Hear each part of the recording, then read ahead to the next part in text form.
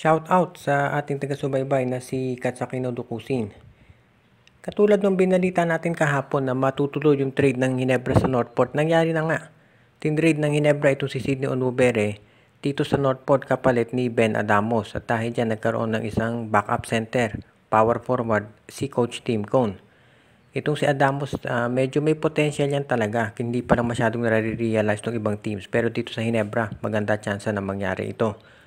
Ngayon, bukod dito sa pag-trade kay Ben Adamos, meron pang ibang makukuha na players ng Ginebra dahil meron pa silang mga ibang ite-trades. Kasunod na dyan, itong si Maverick Hanmisi na ang balita nga ay mukhang hindi raw dahil consistent ng laro. Siya ang susunod na pakakawala ng Barangay Ginebra. Alam natin itong si Bon Pesuma, susunod din yan na ite-trade nitong Gene Kings.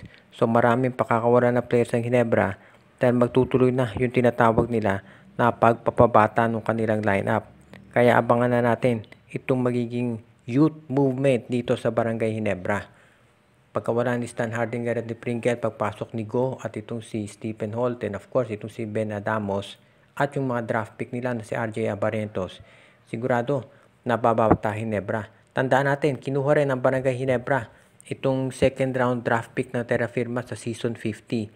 So talaga nagpaplano na sa future si Coach Tim Cone. Itong si Maverick Hanmisi, dahil doon sa kanya inconsistent play, yan ang dahilan kung ba't malamang ito ay trade na ng Ginebra. At yan ngayon ang tinitignan mabuti nitong management kung saan siya pwedeng dalhin. Pwede sa Northport, pwede sa Terra Firma, pero meron din tayong balita na may mga independent teams na interesado dito, katulad ng Phoenix Fuel Masters. At itong TNT Tropang Giga, interesado rin daw kay Maverick Hanmisi. So hindi sila mawawala ng potential na teams na pwedeng pagdalhan dito dahil mukhang talagang determinado Ginebra na balansehin yung lineup nila at makabawi dito sa season na mag-o-open. Ang San Miguel Beer ngayon ay nagpaplano ng mga malaking trades. Natapos na itong Magnolia at itong Ginebra San Miguel at sila naman ngayon ang susunod. Itong unang target daw ng SMB ay itong si William Navarro, yan ang kukunin nila. Pero hindi pa natitiyak kasi kung sino ang magiging kapalit. Sa ngayon gusto rin daw siguraduhin ng SMB na makakakuha pa sila ng isa pang additional na power forward bukod dito kay Navarro.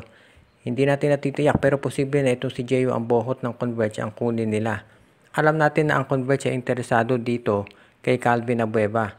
So posibleng mangyari, i-trade ng Magnolia itong si Calvin Abueva dito sa Converge Fiber Excess. Pagkatapos naman, o kaya itong si Converge ay ipadadala itong si Ambohot dito sa Northport. At ang Northport dadalhin itong si Ambohot sa San Miguel kapalit ng isang player nila.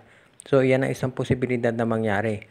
So, huwag tayong magtaka kung in the end, ang maging power forwards ng San Miguel ay itong si Ambohot at si William Navarro at mawala na itong si Vic Manuel at si Rodney Brondial.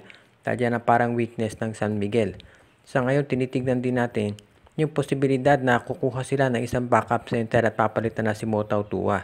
Dahil nasa Ginebra na itong si Isaac Go, medyo limitado options ng San Miguel. Sa tingin ko, pwede nilang kunin ito si Abu Tratter o kaya si Kid Flores. Pero huwag tayong magulat kung ito si Christian Stan Hardinger ang bumagsak dito muli sa San Miguel Beer.